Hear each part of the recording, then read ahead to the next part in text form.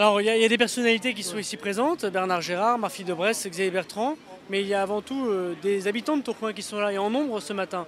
Et des gens qui ne sont pas tous adhérents de l'UMP. Ça me fait plaisir qu'effectivement, ils viennent apporter leur soutien par leur présence à la reconquête de Tourcoing pour les élections municipales. D'accord. Parce qu'aujourd'hui, la politique socialiste, depuis 20 ans, n'a pas changé grandement la ville. Les quartiers sont toujours aussi difficiles. Les habitants nous disent que leurs impôts ont augmenté.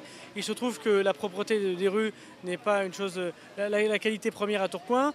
Il y a un centre commercial qui s'est créé en centre-ville, mais on voit bien qu'il n'y a pas de dynamique qui est créée au centre-ville après 19h, comme ça devait être l'objectif principal à Tourcoing. Il faut donc réveiller cette belle endormie qu'est Tourcoing. Et moi, je pense que c'est la mission du député que je suis, c'est la mission des militants, c'est la mission de tous ceux qui aiment Tourcoing de réveiller cette ville. En 1980, François Mitterrand a gagné l'élection présidentielle. En 1983, 2 ans plus tard, la droite, Stéphane Dermot, avait gagné les municipales. Je pense que c'est la même chose qui doit se passer aujourd'hui. 2012, malheureusement, François Hollande a gagné la présidentielle. En 2014, la droite gagnera Tourcoing, mais gagnera d'autres villes, comme Halluin par exemple.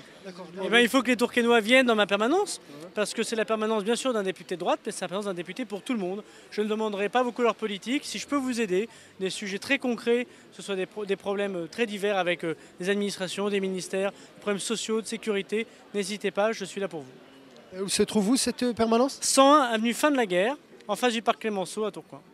Merci beaucoup. Au revoir. Mais quelle est bien sûr la permanence de l'ensemble des citoyens de Tourcoing et de la Vallée de la Lys qui ont besoin de leurs parlementaires. On n'a pas attendu l'inauguration de la permanence pour commencer à travailler. Avec Charlotte et Olga, on a déjà fait beaucoup de choses. On continue chaque vendredi après-midi, chaque lundi après-midi le porte-à-porte, indépendamment des rendez-vous. Et autant que faire se peut, avec l'ensemble des élus de la circonscription, j'en vois beaucoup, Marie à Neuville, et puis les élus tourquenois que j'ai vus, il y avait Salim, il y avait Jean-Marie, il y avait Albine, il y avait Marie-Hélène. Je voulais vous dire qu'on était vraiment à votre disposition, tous les élus, pour vous aider. Et à la fois, le député ne peut rien faire tout seul, mais les militants, les sympathisants et les élus, c'est très important pour le renouvellement et pour avoir les informations dont le député a besoin pour intervenir pour les entreprises, pour les particuliers, pour les associations. Oui. Concédé, pas depuis aujourd'hui, pas depuis hier, depuis avant-hier. C'est vraiment quelqu'un de bien. Et puis c'est quelqu'un, vous allez voir, qui va devenir l'un des piliers de la vie politique nationale et départementale. Il va aller loin, vous savez pourquoi? Parce que lui, il n'oublie pas le terrain, il écoute beaucoup, puis il a du courage. Donc c'est vrai que ça fait des années que je l'ai repéré, et ça fait aussi des années que je l'aide. Donc si je suis ici, ce n'est pas le fait du hasard.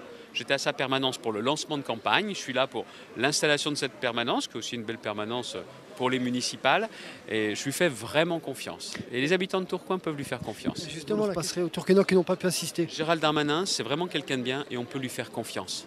En plus, il est jeune. Vous croyez que s'il prend des engagements, il ne les tiendra pas? Bien sûr qu'il les tiendra. Et en plus, c'est quelqu'un qui a des convictions. Lui, il sait où il habite. Hein. Ça, je peux vous dire, c'est pas du genre à changer ses idées comme on change de chemise. Hein. C'est pas son genre.